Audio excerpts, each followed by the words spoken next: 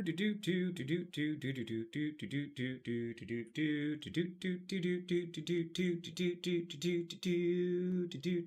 we improvise our music at the start of every show, I'm pretty sure we can circumnavigant.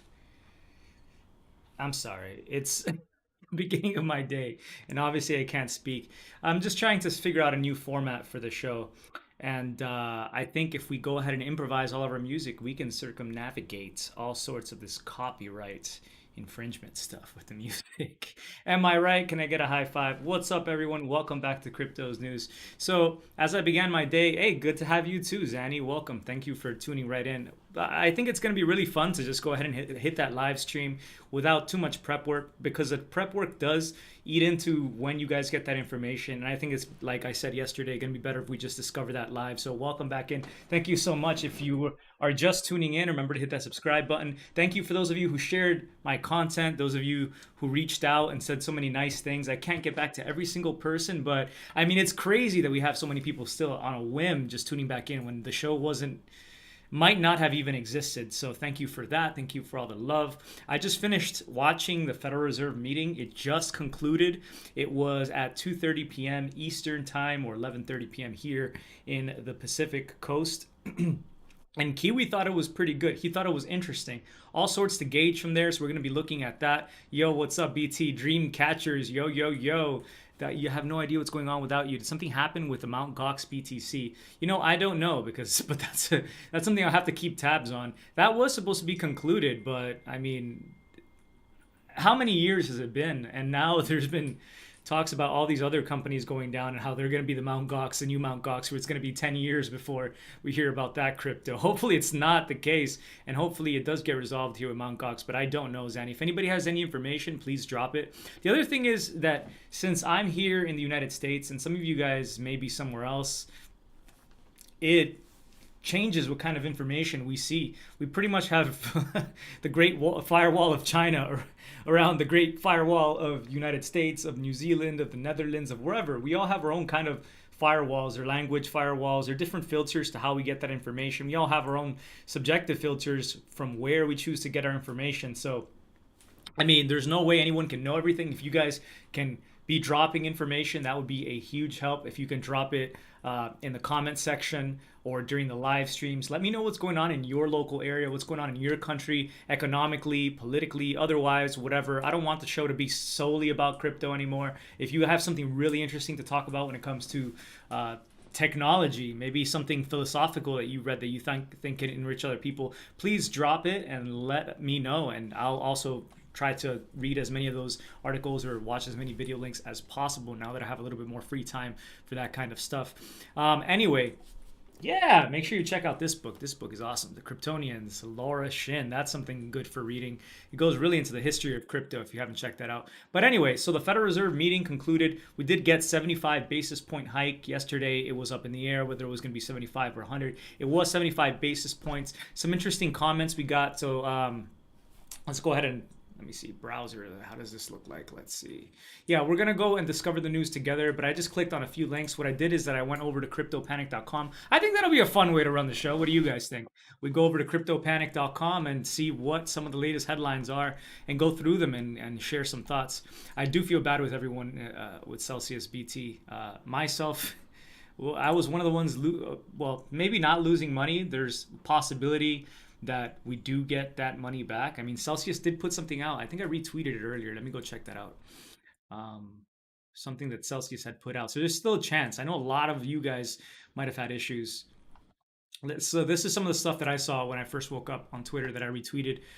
So from crypto Twitter, the great CT. So Celsius appoints Citigroup to advise on possible solutions after withdrawal freeze. So this is according to the block. The block is one of the great publications. That's this one right here. I'm having another article to go through in a moment. That's from the block as well. One of the great crypto publications. I think they started up in, what was it, like 2018 or 2019 that they came around. So rather new, but they do sometimes get some really good pieces of news, although I think they put some of those exclusives behind a paywall. Don't quote me. I don't know if that's changed. But generally, they're one of the quickest sources for information, so I got to give them that. Even if they're just rehashing some kind of other news, sometimes they do have little exclusive sentences that are exclusive to them. That is, but anyway, so it looks like Celsius has appointed banking giant Citigroup to advise on possible solutions after the troubled crypto lender paused customer withdrawals on Sunday. Two people familiar with the matter told the block. Celsius has hired Citigroup in advisory capacity, but it's not like Citi is going to give Celsius money out of their own personal balance sheet or commercial balance sheet, whatever you want to call it, said one of the people. They went on to say that Citigroup is advising Celsius on potential financing options. So I guess it's good to hire someone who knows what's going on, and City is not doing this for free, surely, so they will probably want to provide some good information here, I would assume, and it might even give them a little bit of tethering. What was it that a tethering over to the crypto market that City might want? City for me has not been one of the better banks. Like, I have a friend in my acting class who's Russian, believe it or not. And when there were some issues with the war, all her bank accounts got shut off. Then she told me that she went ahead and got a bank account at Wachovia, or Wells Fargo, at Citi, I think it was like Chase and Bank of America, and asked her what her favorite bank was, and she said it was Bank of America. Of course, that might not be available in whatever country you're at, but so I'm saying, give me information from wherever you're at. But yeah, all the banks do have different pros and cons. My experiences with Citi haven't always been the best when it came to rates or customer service relevant to something like Bank of America. But it's we can shit on all the banks and say they all suck, but at the end of the day, some are treating their customers better, right? Like, anyway, so Citigroup, hopefully they're treating their commercial partnerships a little bit better, and we'll see what this kind of does for crypto. Maybe they will do some sort of financing from their own side, although it's getting difficult with what's going on with the Federal Reserve. Anyway, so there's still a shot here. Looks like Celsius is trying to move quick here. They did say that there were going to be delays. So delays, plural. I mean, we haven't even gotten the first delay from Celsius, so I don't expect that they're going to open up withdrawals, uh, BT this week. Let's put it that way. But I do hope for anyone who really had a sizable amount of their own portfolio and positions that that does happen sooner rather than later, because it is impacting a lot of different people. Anyway, so what else did we have here that I had retweeted today? So we can just keep moving here quickly. Yeah, right here. Security researchers at Halborn Security. So if you use MetaMask, it's one of the browser wallets, probably the most popular wallet for Ethereum that I can imagine right now. Security researchers at Halborn Security have disclosed a wallet vulnerability that affects a small segment of users across many browser-based wallets, including MetaMask. So MetaMask is not the only one here, but if your computer is compromised, if you have malware in your computer and you're not even aware that you have that virus, if you don't have your hard drive encrypted, then and it's an unencrypted hard drive, then you need to make sure you check this out. I did retweet it. I'm at Crypto's News, CRYPT0S News on Twitter. You can check that out, or just look up MetaMask if you are a MetaMask user. And this is something you want to be aware of for sure. If your hard drive is unencrypted, you want to get that encrypted. That's something that's kind of important and not too difficult to do. They go into uh, what all this is in the article. I'm not going to read it right now out loud here, but I did read it before. It's nice to read the whole article sometimes for yourself. So full disk encryption is one of the only ways you can take care of this. They do offer links if you're using Windows, Mac, etc., as to how you can protect yourself here, but you don't want your funds to be swept. If you've shown your mnemonic phrase, your seed phrase on your screen or imported it, that could be a real problem for you. So they do have an article here, and it does have links. For example, you can enable BitLocker on Windows. I'm using Windows, so that's what I'll do. But on Mac, you can use File Vault. It's actually really easy to do. I mean, for Windows anyway, start button, go to settings, update security, device encryption, and then make sure that you just turn that on right there. And that should protect you from this particular vulnerability. That's why it's kind of important to stay on top of crypto and not always just set it and forget it. If you, especially if you're using something like a browser wallet, because things constantly shift, and it is important to kind of secure your funds. If you're not paying attention, it could cost you. So just wanted to make sure that you guys were aware of that. Security is an important thing we try to cover here on the show. Hey, Podhead, nice to see you, man. Yeah, 3AC liquidations. That's a big one today. I'm glad you brought that up, Azam. We said 3AC, Three Arrows Capital. big hedge fund in crypto. Liquidations yesterday was crazy. Hope it doesn't put BlockFi at risk. Yeah, I'm hearing troubles. It was something I read that was funny today. And it was like, if BlockFi can't even make a profit during the bull market, what the heck is going to happen now? But anyway, Three Arrows Capital is something that all sorts of different yeah, let's just read this first actually, because I did retweet it. So Degen Trading, why Celsius and Three Arrows Capital going under should cause you to worry. So I'm just gonna read this as and not give my own really here. So first of all, because it's kind of long. First of all, why should you listen to a cartoon animal working in McDonald's? I called the Celsius collapse as well as Three Arrows Capital, 3AC in private for those who I talk to. This is not dancing on graves. I just don't want retail to get further liquidated. First of all, 3AC collapse is monumental, says Degen Trading. This is because they borrow from every single major lender, that is. Think BlockFi, Genesis, who, by the way, Gemini has said that so if you are using Earn to earn on like Gemini USD stablecoin on Gemini, one of the biggest, most trusted exchanges that has a bit license so they can operate in New York. If you know Gemini and you have parked funds there, they do go through Genesis, which is linked to Three Arrows Capital here, so something to pay attention to. Think Nexo, Celsius. Expect every lender to take on hits from Three Arrows Capital. The last public number for 3AC's assets was tagged as $18 billion. I strongly suspect the real net asset value NAV to be much lower than. There were rumors of them pledging their Deribit stake, even though they had already disposed of it economically. But let's use 18 billion. Assume that 9 billion of it is MTM VC portfolio, 9 billion of it liquid. Assume that all of it was in the safest Bitcoin. Yes, I know they have all L1, layer ones, which died terribly. From November 21 till now, their liquid PF would have drawn down by close to 70%. Their liquid PF would be worth 2.7 billion at best. If you add the shitcoin exposure, realistically, their liquid PF would have drawn down to 1 billion or less, which matches the reports on the street that they are unable to meet their margin calls. Not being able to meet a margin call is a death knell for any crypto, for any hedge fund, crypto or traditional TradFi. There are reports of them trying to use Starkware equity as collateral. Well, I guess you can call it Stuckware. Three Arrows Capital is one of the biggest borrowers clients for the lenders globally. Their collapse would transfer the economic risk to their lenders. The lenders would bear the P&L difference between how much they are owed versus what they get in liquidating their collateral. These lenders are ill-prepared. They operate a 10 over 20 billion balance sheet with about 5% of equity buffer. That means that defaults will cause significant equity erosion. 10x. Not all lenders are, or 10 out of whatever posts. Not all lenders are made equal. Celsius is the worst. It has gone under. They obviously are having major liquidity problems. I don't think that can really be argued.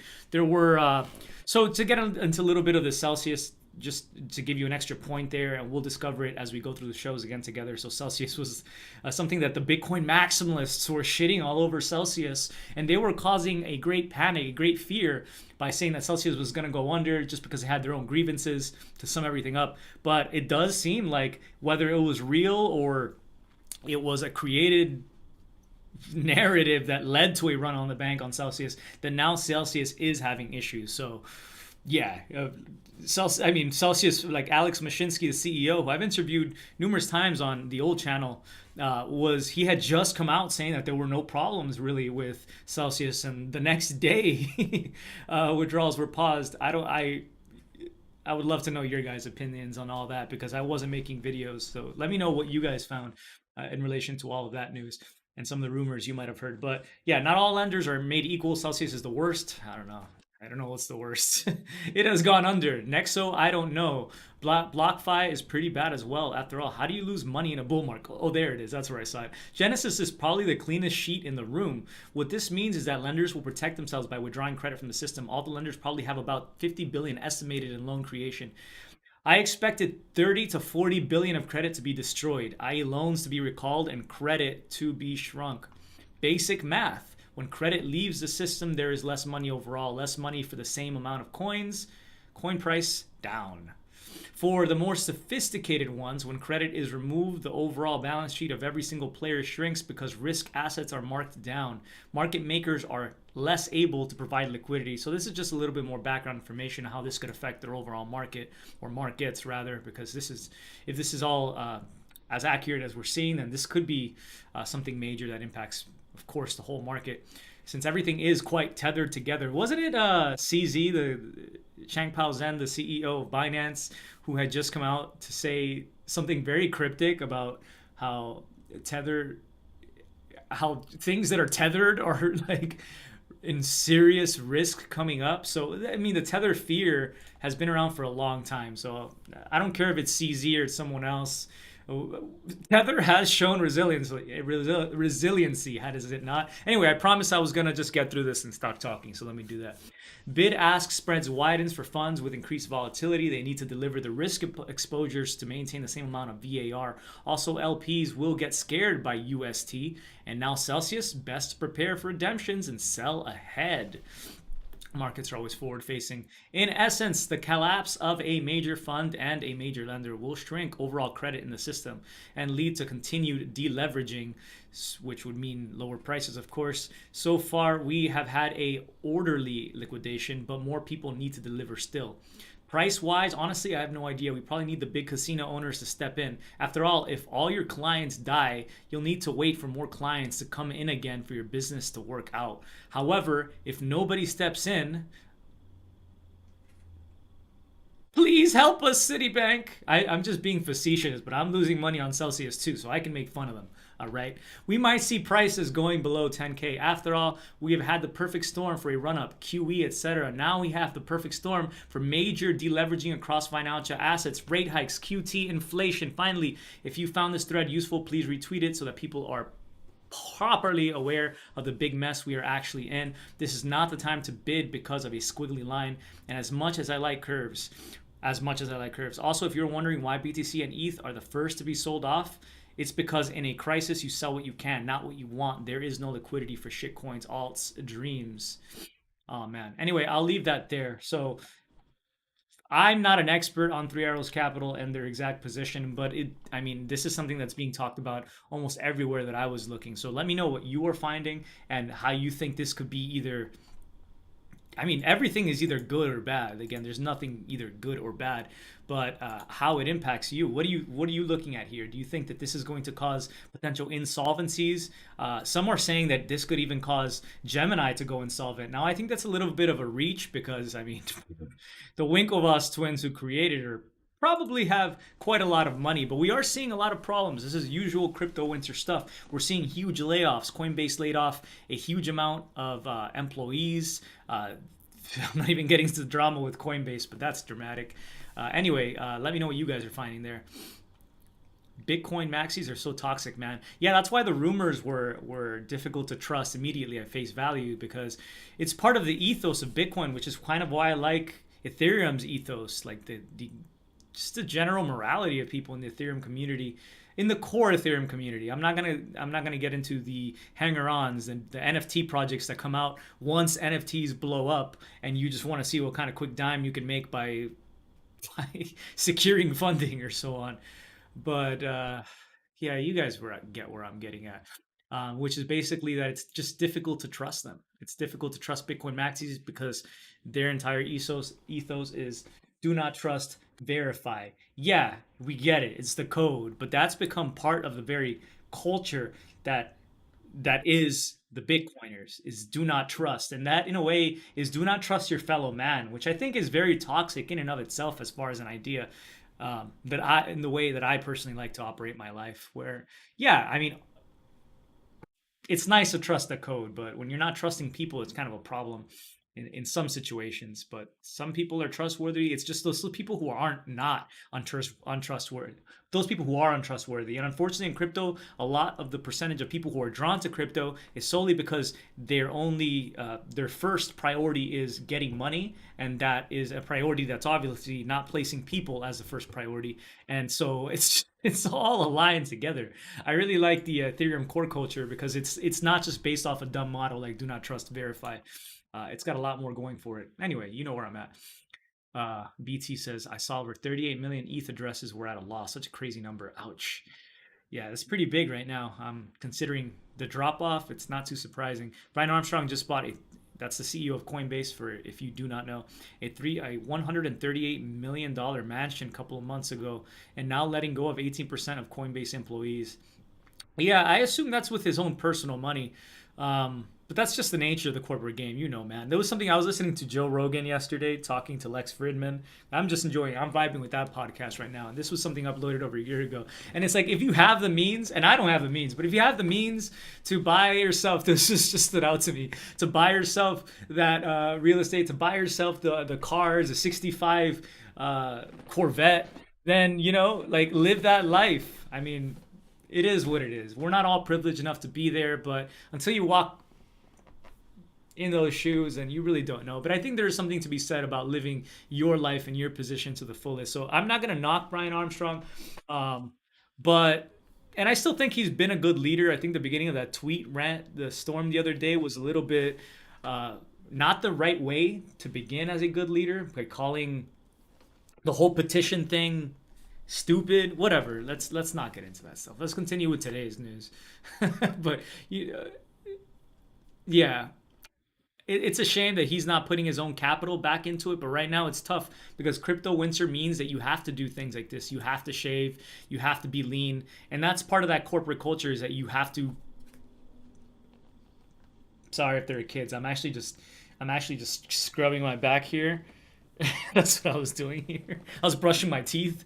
You have to do a little bit of that stuff. You guys know what I'm talking about, in order to look valuable to a company as an asset, as an employee asset, so that you don't lose your job. And you do that while times are good, because while times are bad, this is the kind of thing that happens. And this shouldn't be a surprise.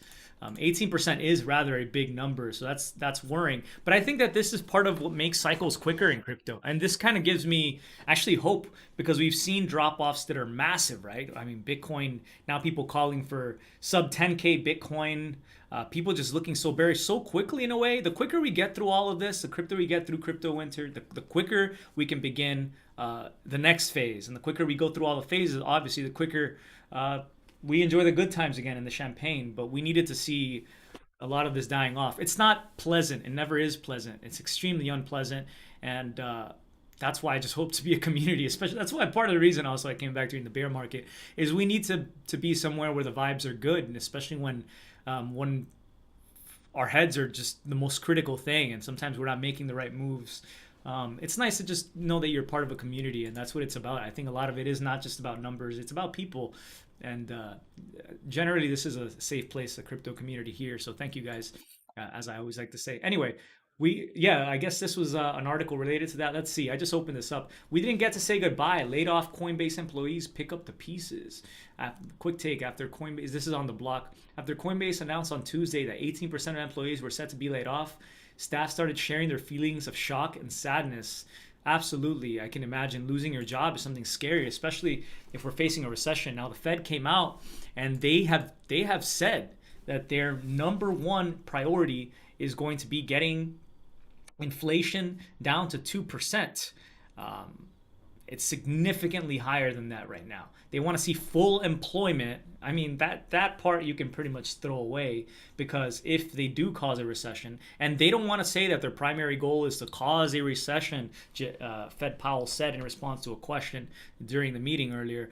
But it's very likely, if they have to continue to tighten, that a recession could be coming down the pipeline. And recessions are backward looking, right? They have to factor in several months before you can call it a recession, even if we are already in a recession. They even said it's all right to see, they fear that real estate will continue going up in price despite them tightening. And they said, so this is, if you own real estate, this was something very interesting near the end of today's conference call with Jerome Powell, where he said that even if they're tightening, they could see a scenario where the real estate is going up, and they don't want to see that. They want to see real estate prices come down to normal levels to allow young people like me, young dumb people like me who don't have no money to be able to afford housing. So to the younger generations to be able to afford this housing, so they want to see more of an equilibrium between price and supply. So in other words, they're cool seeing real estate come down. So this is something that should be a little bit concerning at least. Anyway, thank you guys for showing up. If you guys could help me out here and share the video somewhere, that would be super great on Twitter, Facebook, whatever you guys want to do. I appreciate any help. But anyway, what is it here? The block also said that yeah, we know this. So they basically want to get it down to 2%, which means that now they expect in future meetings to increase rates by 50 to 75 basis points, that being the normal. They don't expect 100 basis points to be a thing, but that they're trying to be with the data. They're not trying to follow models necessarily. They're just the amount of this but not this and then this but not that they're doing makes almost no sense. They want full employment, but they know that what they're doing is likely to cause a recession and cause people to become unemployed because financing become difficult for businesses. It just is a lot of what they're saying almost makes no sense. They're talking about what limited tools they have, yet they say that the tools are going to work no matter what. That they're confident that their tools are going to work, but they also say that there are a lot of factors outside of what they can do with their tools that are impacting inflation. Interesting times. Yeah, absolutely. Markets lows, uncertainty, and unpredictability, said Josh. 75 basis point hike today represents both an acceleration of interest rates and potentially a higher target fund rate of between 2.75 and 3%. Let's actually see what the 10-year yield is right now, which is so it's higher than that. They need to catch up to what the rate is right now. What happened today? It's down slightly. It's down 0.171. That's not a huge drop, believe it or not. So the market is still not completely certain here with what the Federal Reserve is saying. Anyway, so my regards to anybody at Coinbase or anybody getting laid off. This is part of the problem with crypto, is that really folks should be being careful during the bull market. Instead, lifestyle creep begins to happen where people start spending money, and it's normal not just in crypto but outside of crypto, where if you feel like you have more money, you start spending more money, you get higher mortgages, but then the winter really humbles everyone. But take this as a lesson for sure, just day by day if you have to, but see the lessons and learn from them. Bitcoin crash sends institutional investors running for the hills. So this is probably part of what we saw with Three Arrows Capital. Bitcoin hash rate surges to new all-time high even as price crashing. So even mining is something that's not profitable right now. I've stopped mining ETH because for me it's not profitable here in California with the rates that I'm facing. It just makes little sense right now when I'm not sure when the market is going to be going back up. I was previously mining Ethereum whenever I could, just lower scale mining, personal mining, but even that is difficult right now. So we're having a tough time finding in crypto yields that are going to be significant, especially for the risk. Where with DeFi or even some of these more centralized CeFi, centralized finance like Celsius, all these. So it's just a real washing out of the whole space, where it seems like the only safe place to be right now, at least here in the United States. Again, let me know what you're seeing where you're at. Is cash. Today we saw gold and silver, I believe, see a nice reprieve. Reprieve. Yeah, there we go. That's not bad. So they were down a bit on the week, but up now. That's nice to see. So up 2.71% for silver to $21.67. So that's a nice place to be today. And we have 1.2% for gold here at $1,832.56. What happened with the stock market today? I believe it was up. Yep, futures up $303. Yep, yep. Good times. So they did say that the Federal Reserve, that this was kind of a surprise, them raising rates 75 basis points as was being leaked. See, the rumors were right. We saw the news publications leaking that it was going to be 75 basis points rather than the usual, what the Fed had vocally said, 25 to 50 basis points. No, it was actually right that the rumors were true. It was 75 basis points. So sometimes these rumors are to be believed. And I'm finding something interesting, which a lot of these mainstream news sites, which we couldn't trust before, are finally beginning to catch on to the picture of what's really going on here. And they're actually posing really good questions during the Fed Open Market Committee meetings. So they're worth watching. Those questions were kind of tough today. and Jerome Powell had to dance around them. It was getting quite difficult for him. I could see towards the end there. So check that out for yourself. You can check that out if you go to federalreserve.gov/live broadcast. I believe you can rewatch it yourself there. I'm sure you can find it on YouTube. The press conference the press conference today that took place, and again, it impacts everything. What they kind of say, but they're kind of losing control of the market right now, from what I can tell. Although they're trying to make it seem like everything's okay. Here in the United States, the presidential administration is trying to make it seem like all of this has to do with Ukraine. And this is something that I'm seeing come up a lot, even here at the FOMC press conference, blaming everything on the war, but not necessarily everything, at least from the Federal Reserve angle. They blame this on continuing supply shocks that began with the pandemic and how that made things difficult. That hasn't finished. And basically, they're saying they were expecting inflation to get better, and it hasn't gotten better. At least they're admitting that now. So what is a little bit concerning is that they're saying that they're committed to tightening conditions more and more to get to that point of 2% inflation. So that's interesting. Thank you so much, 10 pence. Just got home. How much did they raise rates? They raised them 75 basis points, my man. Safe space is either cash. Exactly. That's the other thing I was going to say. It's cash. It's really cash right now as a safe space. Thanks, James. Or your Ledger wallet. Yeah, if you're a long-term holder, I think at the end of this, still cryptos are the best place to be long-term here. We're still going to find out that there's only 21 million Bitcoin, but cash is inflating away. And as they raise rates, remember that means the U.S. has to service that as well. So U.S. has to pay those bonds, and that means that more money has to be created in order to service that debt, or the U.S. faces insolvency, which is never going to happen, unlikely to happen. So I think that there will be a point where the Fed will have to reverse course once there is enough pain, and you want to be able to survive to that point. You want to, if you have the means, if I had some sort of income where I could be buying as much crypto as possible, that's something I would be doing on the way down. I would actually be seeking to add as much Bitcoin and Ethereum, personally, just the safer plays on the way down as possible to try to accrue this thing, especially as we get bigger drops. This is great. There will be a point of equilibrium, at least with crypto. I do firmly believe, which is why I think crypto is such a great thing to have. But right now, I'm not telling you that it's a great time to buy like I was getting at yesterday. It still might be that cash is the best place to be. Despite the inflation that you're seeing, I think the best way to do is really analyze your life, and where you can cut costs is to live with austerity, a sense of how you're driving. Just be conscious of that. Don't get yourself, learn how to drive manual, stick shift if you can. Thinking about your lights, how many lights you keep on all day, how much energy you're consuming, because really all of this is about resources. And energy is a big piece of this. So thinking about how much resources you're spending and how you can inspire those around you to live with a sense of more frugality. I think that's one of the more impactful things that you can do when there are so many other things you can't control with your own life, because we don't know what's ahead. Can't print trillions in 2 years and blame it on everyone other than monetary policy. Absolutely, Andrew Jefferson. It's tough that it's almost like it's just too convenient an excuse that they act like they can do that. Like they can get away with that without even talking about the money printing and how that impacts things. I mean, there are definitions for words, many different definitions for many words. Let's go ahead and check out the dictionary. What do we got? Let's check out inflation. I love having this dictionary here. Ooh, I mean, so many great words. Okay, let's see.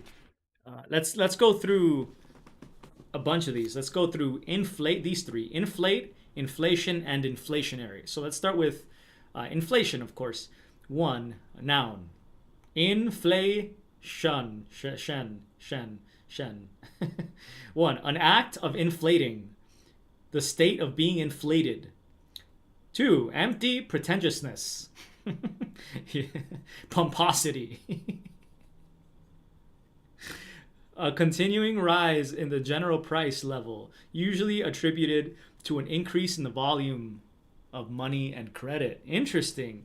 Attributed to an increase in the volume of money and credit. So that actually is more aligned with the price, with prices going up. Really just liquidity almost in a way. So it could be just money inflating or the amount of money chasing different things. It could apply to both definitions. Smart definition here by Webster. Let's go to inflate. So inflate, verb, inflated, inflating. To swell with air or gas. Two, to puff up. Three, to expand or increase abnormally, such as prices. Abnormally. That's interesting. So there's no normal way, according to Merriam-Webster, to inflate. It just does not exist. Interesting. It's always abnormal. Inflationary. This is the third definition, and the final one we'll do for now. Of, characterized by, or productive of inflation. So according to Merriam-Webster, inflation is abnormal, really, when it applies to money, credit, and it's all about the volume of these things. So hopefully we took something away from the show. I'm not going to go into crypto panics. I do feel like the video is beginning to get a little bit longer there, but I do want to know what you guys think today. Let's actually, we didn't do this. Let's go to CoinGecko. What's happening with the price before we wrap up? Okay, so Bitcoin uh, over 20,000 I think is good. I think 20,000 is really a solid lower bound here. I thought for Ethereum it was going to be 1,400 bucks, but lo and behold, we've dropped below that. People are still calling for sub $1,000 ETH. It's no surprise to me that ETH dropped so much, especially when you look at, again, those weak knees that are holding it, the weak hands that are holding it, those who are selling NFTs for no value, people who are trying to accrue ETH to buy things that really just don't seem like they'll hold their value up for a very long time. So makes sense that ETH would drop off more than Bitcoin. Bitcoin is always a safe place to be. So when you see you're in a bull market, you usually want to be doing the opposite of most people. You want to be stacking as much Bitcoin as possible. In a bear market, it can help to buy the riskier assets, but the world is in a weird position, so I can't even guarantee that that's a smart place to be. There are some issues with Ethereum right now because of Lido. What is it? It's Lido, right? That they might be quite centralizing in certain senses. So it's always good to decentralize. Watch what clients you're using. Watch where you're parking money. Watch what mining pools you're plugging into to help the ethos of decentralization, which ultimately benefits you and a lot of other people if networks are sufficiently decentralized. I think there was quite a lot of discussion about ETH becoming quite centralized in some of the major stakers who had a stake in Ethereum 2.0 and what kind of say they would have over 30%, for example. So that's something I didn't want to see. That I was tempted to come out of my own leaving just to say something about that. So just be careful where you park money. Of course, right now we see more insolvencies. Just some advice there. But yeah, we're down a little bit on the day. I think we have the potential for some bumps here now between now and the next meeting and whatever comes out. The Fed says that they're not following models. They're going to be data dependent. So we will have to be watching the data just as much. But yeah, let me know again what you guys think on anything that happened. I love each and every one of you. Thank you for the support. Please help spread the word about the show. I'm not going to be focused on just guerrilla market growth hacking this show. I really just want to make sure I take care of you guys who do show up and that we are part of the conversation together. So take care, everyone. I hope that you have a peaceful heart. I hope that you have a restful day. And I hope that you keep an open mind and definitely an open heart, however you can. I think those around us require us to, in a way, so they can remember to find those things